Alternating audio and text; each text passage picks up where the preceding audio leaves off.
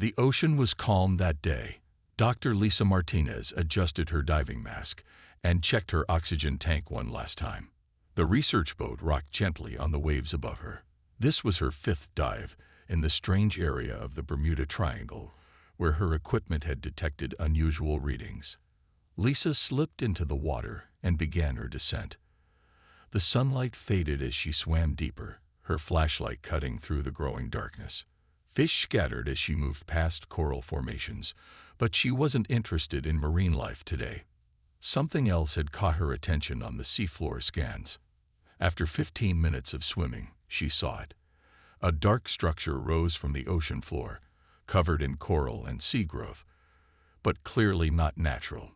Its angles were too perfect, its surface too smooth beneath the marine overgrowth. Lisa's heart beat faster as she approached. This was no shipwreck or natural formation. She took samples and photos, careful not to disturb whatever it was. The material felt strange to the touch. Not metal, not stone, but something else entirely. Something she had never encountered in her 12 years as a marine biologist. Back on the boat, Lisa stared at her findings, confused and excited.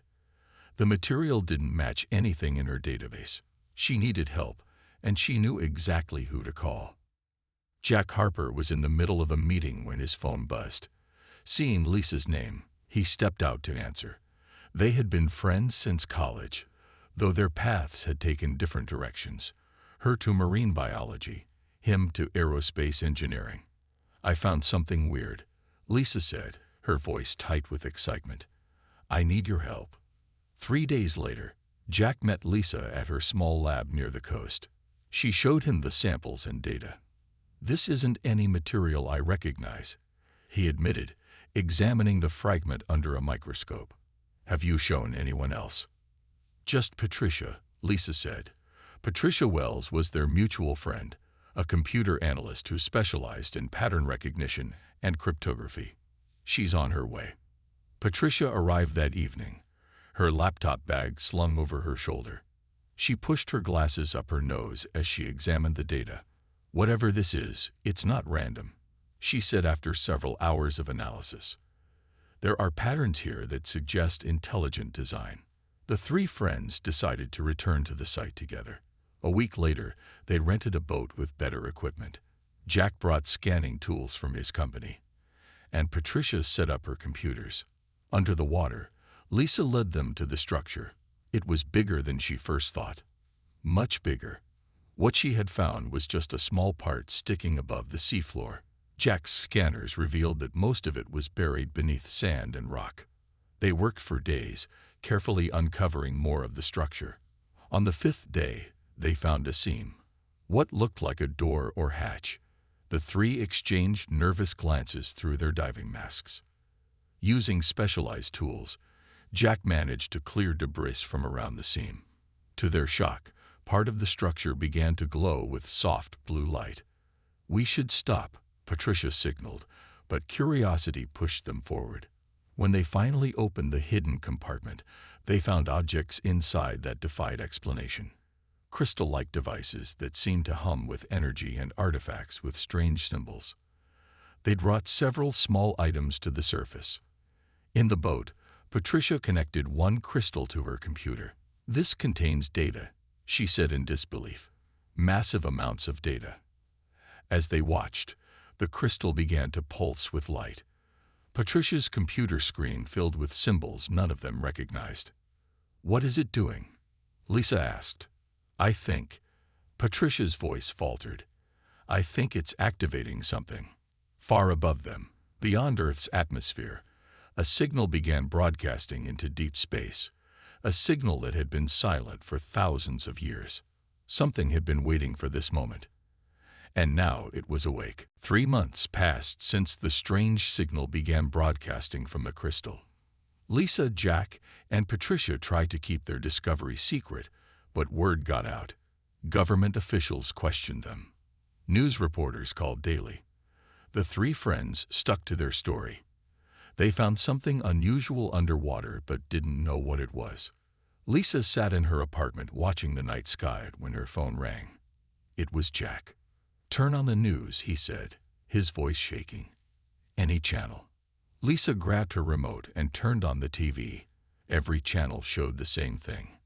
A massive object moving into Earth's orbit. It wasn't a meteor or satellite.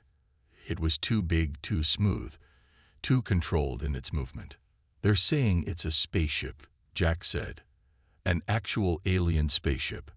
Within hours, the world changed forever.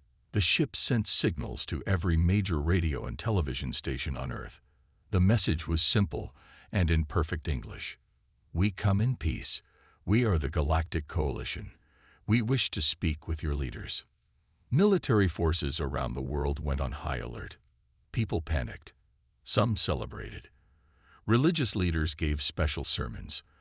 And Lisa knew, somehow, that her discovery had caused this. 2 days later, smaller ships descended from the main vessel. They landed in an empty field outside the United Nations headquarters in New York. World leaders gathered to meet the visitors. Lisa, Jack, and Patricia received surprise invitations to attend. When they arrived, men in dark suits escorted them to a private room where important-looking people waited. "The aliens asked for you three specifically," said a stern woman who introduced herself as Director Amy Ford. "They say you activated a beacon." Before they could respond, they were led into a large conference room. And there they were, the aliens. 7 different types of beings stood or floated around the room. Some looked almost human with slight differences, unusual skin colors, extra fingers, strange eyes. Others were completely different. One appeared made of shifting crystal, another was a floating mass of tentacles and eyes. One stepped forward. It looked mostly human except for silver skin and large, all-black eyes. "I am Coordinator Zelek of the Galactic Coalition," it said in a voice that sounded both male and female at once. "We oversee this sector of the galaxy." Earth was designated as a developmental sanctuary 5,000 years ago. The room fell silent. World leaders looked at each other in confusion. "Your planet was to be monitored but not contacted until you reached specific technological milestones," Zelek continued. "Yet our monitoring reports have been inconsistent. We received no data for long periods. When your beacon activated, we realized something was very wrong." Lisa stepped forward, nervously holding the bag containing the artifacts they found. "We found these underwater," she said, showing them the crystals and other objects. The aliens reacted immediately. One made a high-pitched sound. Another's tentacles curled tightly. Zelek's silver skin paled to almost white. "Those are archivist devices," Zelek said, voice now trembling. "They should not be here. This changes everything." The tallest alien, a green-skinned being with 4 arms, whispered something to Zelek, who nodded.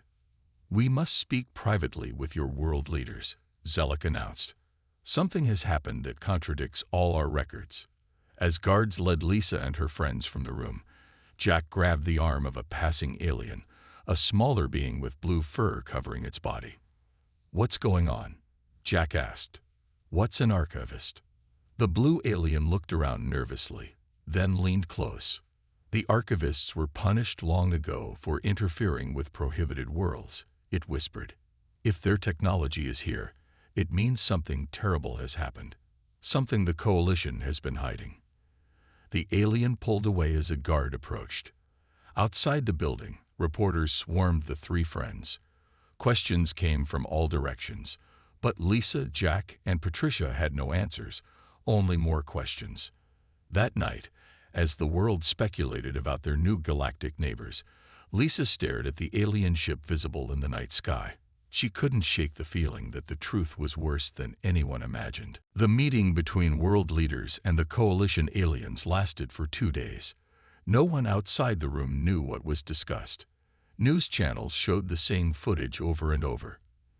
Aliens walking into the United Nations building, security guards keeping people away, world leaders with serious faces. On the 3rd day, Lisa, Jack, and Patricia received another invitation. This time, they were taken to a secure military base outside the city. Director Ford met them at the entrance. "They're going to tell you something," she said, her face pale. "Something that changes everything. They insisted you three should hear it directly." Guards led them through long hallways into a large room. World leaders sat around a table with the aliens. Everyone looked tired. Some of the human leaders had been crying. Zelek stood when they entered. "Please sit.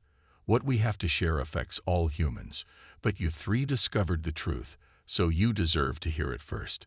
The three friends sat down nervously. Jack reached for Patricia's hand. Lissa took a deep breath. "Humans were never supposed to be on Earth," Zelek said simply. The room fell silent. Lissa felt like she couldn't breathe. "What do you mean?" she finally asked. The crystal-like alien floated forward. Its voice sounded like wind chimes. 5,000 years ago, a species called the Archivists broke our most sacred law. They took early human settlements from their dying home planet and brought them to Earth.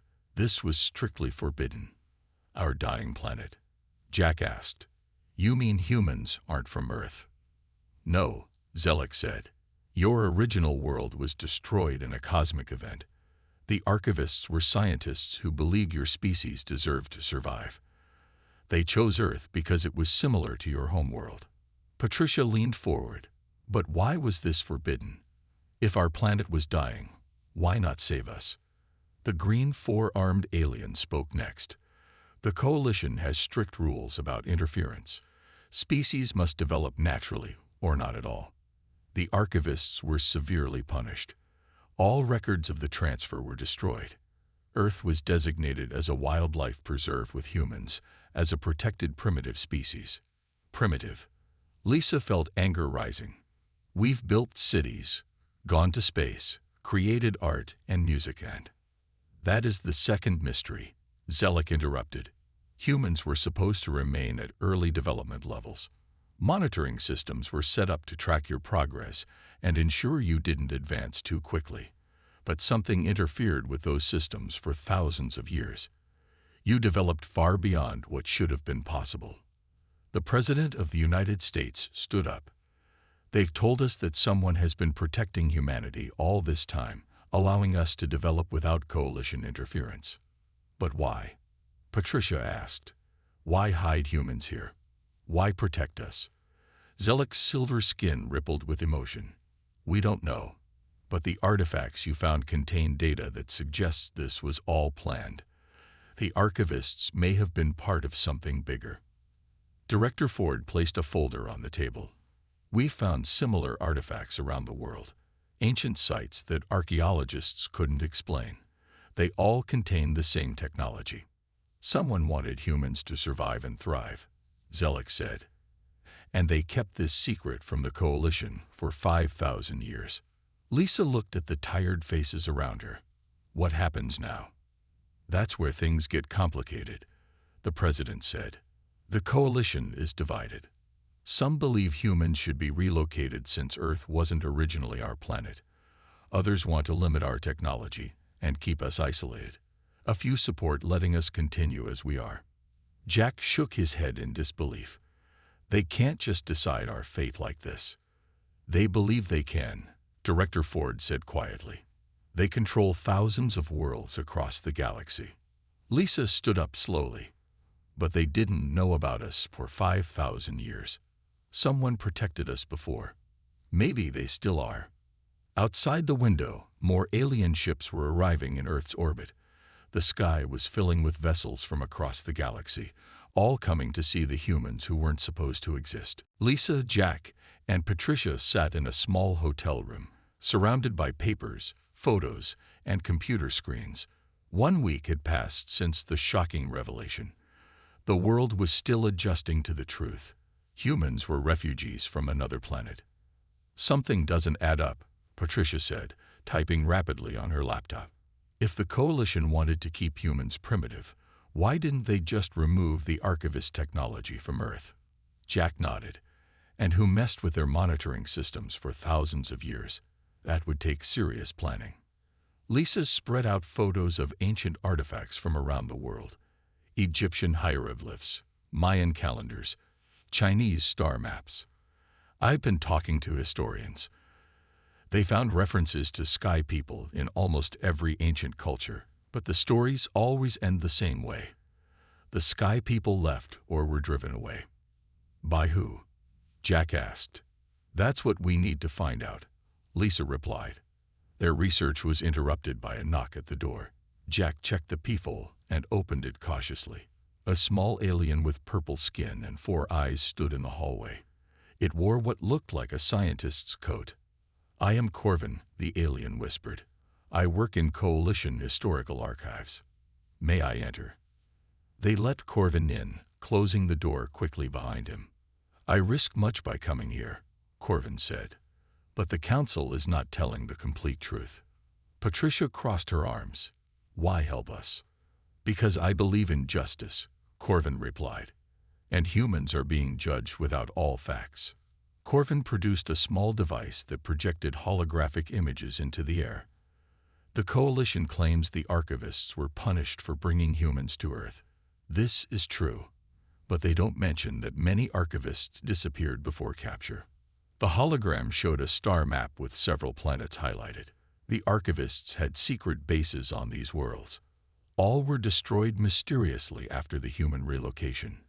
The Coalition blamed a species called the Eclipsers. Who are they? Lisa asked. A powerful race that disappeared 2,000 years ago. They were technologically advanced but secretive. The Coalition feared them. Meanwhile, around the world, tensions were growing. Coalition representatives were meeting with governments, offering technology and knowledge in exchange for certain restrictions. Many people welcomed the aliens, but others protested against any limitations. At a Coalition ship near Washington, D.C., representatives debated humanity's fate. They cannot stay on Earth, argued a jellyfish-like alien. This planet was never meant for them. Moving billions of humans would cause immense suffering, countered Zelek. They have made this world their home. Then restrict their technology, suggested another. Prevent them from advancing further. Back in the hotel room, Corvin showed them classified files. Throughout human history, promising technologies disappeared mysteriously. Look at the Library of Alexandria, destroyed just as humans began serious scientific study. Look at Chinese inventors who created flight machines, only to have their work banned by sudden government decree. Are you saying someone sabotaged human progress? Jack asked. Not someone, Corvin replied. The Coalition. Despite monitoring failures, they still managed to slow human advancement at critical moments. Patricia's computer beeped. She had been scanning Coalition communications. I found something, she said. Messages between Coalition ships and an unknown location beyond your solar system. They started right after we found the underwater structure. Corvin's 4 eyes widened. This is not standard protocol. They are contacting someone outside official channels. Lisa looked out the window at the alien ships visible in the night sky. So the Coalition is hiding something from us and from their own people. We need to find out what. Jack grabbed his jacket. We should tell Director Ford.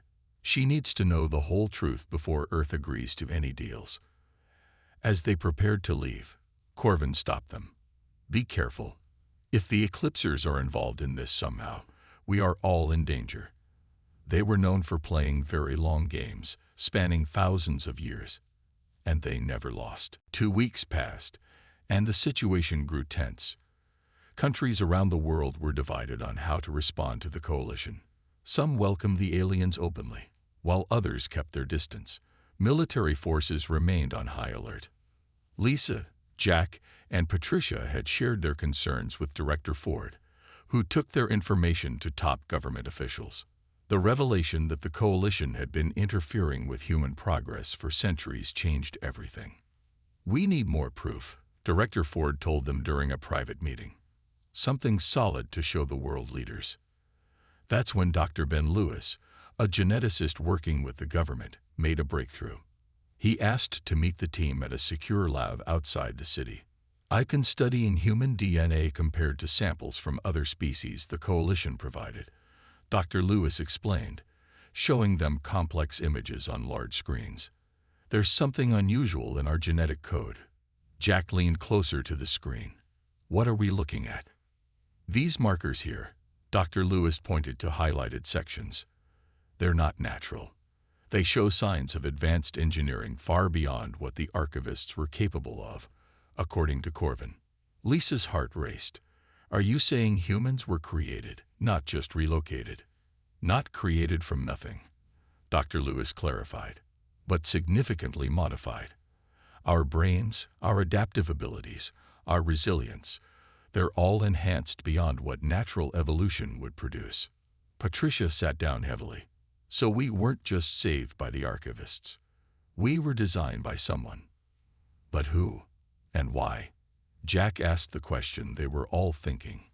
While they pondered this new information, coalition ships began moving into positions around major cities. News reports showed alien representatives demanding access to military installations for peaceful inspection. When several nations refused, tensions escalated quickly. The first conflict happened near a naval base in the Pacific Ocean. Coalition forces attempted to enter restricted waters, and human naval vessels blocked their path. What happened next shocked everyone. The human ships, despite their simple technology compared to alien vessels, managed to hold their ground. Coalition weapons designed to disable electronics had minimal effect on certain human systems. Admiral Sam Wilson, who led the naval response, reported, "Their tech should have shut us down completely. But our backup systems stayed online. It's like our military technology was built to resist their specific weapons." In a secure bunker, world leaders watched the standoff with growing concern and surprising hope. "How is this possible?"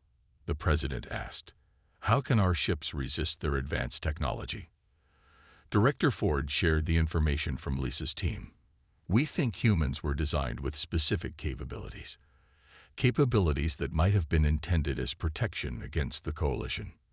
Meanwhile, Lisa and her friends met with Corvin again. The alien scientist looked nervous. "Coalition leaders are disturbed by human military resilience," he said. "There are historical records being unlocked, old warnings about human potential that were buried in our archives." "What do these warnings say?" Lisa asked. "That humans possess hidden abilities, that under stress, you adapt faster than any species they've encountered, that you were designed as perfect survivors."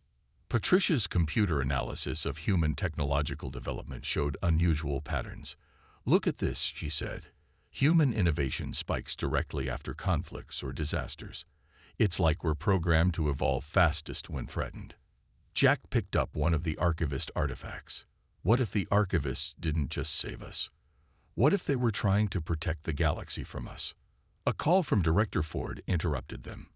"Coalition forces are making moves worldwide," she said urgently. "But our military is holding them off better than anyone expected. It's confirming your theory. Humans seem designed for warfare in ways that specifically counter coalition technology." Lisa looked at her friends, a chill running through her.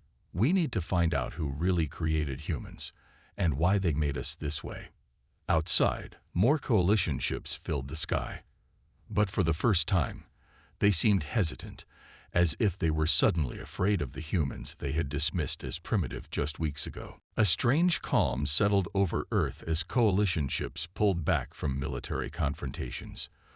For 3 days, alien representatives stopped all meetings with world leaders. Their ships remained in orbit, but they seemed to be waiting for something. Lisa, Jack, and Patricia continued working with Dr. Lewis and Corvin to understand the mystery of human design. They set up their research center in a secure underground facility provided by the government. "These genetic markers appear in all humans," Dr. Lewis explained, showing them new test results. "But they're dormant in most people. It's like they're waiting for an activation signal." Jack examined one of the crystal devices they have found underwater. "Could these be the key to activating whatever is hidden in our DNA?"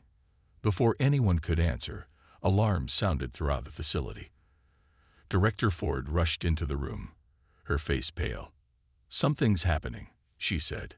"Coalition ships are detecting massive energy readings at the edge of our solar system." They gathered around screens showing live satellite feeds. Strange distortions appeared in space beyond Pluto's orbit. The fabric of space itself seemed to tear open, creating what looked like a massive doorway among the stars. "What is that?" Lisa whispered.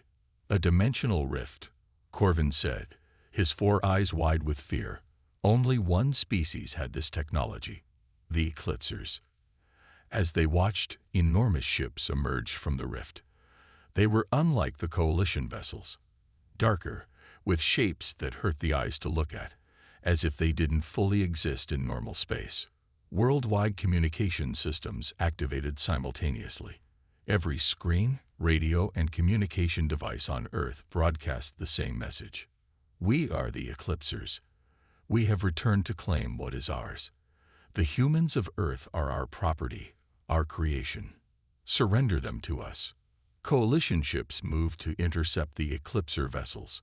A brief communication exchange occurred. Then, without warning, the Eclipsers attacked.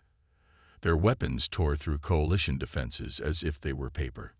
In emergency meetings around the world, humans and Coalition representatives tried to understand what was happening. The Eclipsers claimed they created humans, Zelek explained to gathered world leaders. "They say you were designed as weapons against the Coalition thousands of years ago. But the archivists relocated us to Earth," the president said. "Yes," Zelek replied. "The Eclipsers say the archivists stole early human settlements to prevent you from being used as weapons. They hid you on Earth and sabotaged the Eclipsers' plans." Lisa turned to Corvin. "Is this true? Were humans designed as weapons?" The alien scientist nodded sadly. "It appears so. The Eclipsers were masters of genetic engineering. They created many species to serve them." "Why didn't the Coalition tell us this from the beginning?" Jack demanded. "Many of us didn't know," Corvin admitted. "This information was restricted to the highest levels. The Eclipsers disappeared 2,000 years ago. The Coalition believed they were gone forever." Outside, the sky turned dark as Eclipser ships moved into Earth's orbit. Coalition vessels fought desperately but were quickly overwhelmed. The Eclipsers sent their ultimatum. "All humans must surrender for processing. Those who resist will be eliminated. Those who cooperate will serve as intended." Military forces worldwide prepared for battle, knowing their weapons would likely be useless against the advanced Eclipser technology. In their underground lab, Lisa's team worked frantically to understand the human genetic markers and the archivist artifacts. "There must be a connection," Patricia said, running complex scans on both the crystals and human DNA samples. The archivists wouldn't have hidden these devices if they weren't important. Suddenly, one of the crystals began to glow, responding to Patricia's scan pattern. Symbols appeared in the air above it, symbols that matched sections of human DNA. "It's a key," Dr. Lewis whispered in awe. "The archivists left us the key to unlock whatever the Eclipsers built into us." Jack looked at the alien writing. "But can we control it? Or will activating these markers just turn us into the weapons the Eclipsers wanted?" Lisa stared at the glowing crystal. "We don't have a choice. The Eclipsers are here, and they won't leave without us. Whatever we were designed to be, it's time to find out." Above them, the first Eclipser ships began their descent toward Earth. Eclipser ships filled the skies above every major city on Earth. Their dark shapes blocked the sun, casting shadows over frightened people below. Military forces from all nations fought bravely, but their weapons did little damage against the advanced alien vessels. In the underground facility, Lisa, Jack, and Patricia worked with Dr. Lewis to understand the activation code hidden in the crystal. Director Ford coordinated with military leaders worldwide, preparing for what seemed like humanity's final stand. "I think I've got it," Patricia said after hours of work. "The crystal contains a sequence that matches the dormant sections in human DNA. If we broadcast this signal, it might activate whatever abilities are hidden inside us. Or it might just make us easier for the Eclipsers to control," Jack warned. Lisa looked at the data. "We need to test it first." Ryan Chen, a 16-year-old computer genius who had been helping Patricia, volunteered. Let me try it. Please. The adults exchanged worried glances, but time was running out. Eclipser forces had already landed in several cities. They carefully set up the equipment and directed the crystal's signal at Ryan. For a moment, nothing happened. Then the boy gasped, his eyes widening. "I can see it," he whispered. "I can see the code." "What code?" Dr. Lewis asked. "Everything," Ryan said, staring at the computers around him. "I understand how it all works now. The Eclipser technology, their ships, their weapons. I can see the patterns."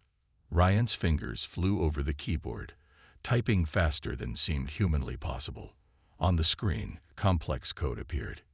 "He's hacking into Eclipser systems," Patricia said in amazement. Within minutes, Ryan had gained access to Eclipser communication networks. "Their ships are connected. They share a control system. If enough people like me work together, we could take control of their technology." Director Ford didn't wait. She immediately ordered the activation signal to be broadcast worldwide through emergency channels. The crystal's code went out to every television, radio, phone, and computer. Across the globe, people felt the change. Not everyone responded the same way. Some, like Ryan, suddenly understood technology at a profound level. Others developed enhanced reflexes or strength. Many experienced heightened mental abilities, perfect memory, advanced calculation skills, or improved pattern recognition. In cities where Eclipser forces had landed, humans began to fight back in unexpected ways. People intuitively understood how to disable alien weapons or redirect their energy fields. Military personnel found they could predict Eclipser tactics and counter them effectively. Captain Kate Russell led the first successful counterattack in Chicago. Her small force managed to capture an Eclipser ship and, incredibly, learned to operate it within hours. "The controls respond to our thoughts," she reported. "It's like we were made to use their technology." The remaining coalition forces, led by Zelek, watched in astonishment as humans began to turn the tide against the Eclipsers. After witnessing human potential firsthand, Zelek made a decision. He ordered all coalition ships to support Earth's defense. In the underground facility, Lisa's team monitored the global response. "The Eclipsers made a mistake," Jack said. "They designed humans to be perfect weapons, but the archivists gave us something they didn't plan for. Freedom. We evolved on our own terms." Corvin nodded. "The archivists believed all beings deserved the chance to choose their own path. They didn't just hide you. They gave you time to develop your own culture, your own values." On screens around them, they watched as Eclipser ships worldwide began to fail or retreat. Human-controlled alien vessels pursued them back toward the dimensional rift. Admiral Wilson's voice came through on the communication system. "The Eclipsers are falling back. We've taken control of their command ship. This battle is turning in our favor." Lisa looked at her friends, tears in her eyes. "All this time, we thought we were abandoned on Earth, forgotten by design. But we were protected, given a chance to become something more than weapons." As the last Eclipser ships fled through the dimensional rift, coalition representatives approached Earth's leaders with a new proposal: an alliance between equals, with humans taking their rightful place among galactic civilizations. The truth that had been buried for thousands of years was finally revealed. Humans had been designed as weapons, but they had grown to be so much more. And now, the stars were open to them at last.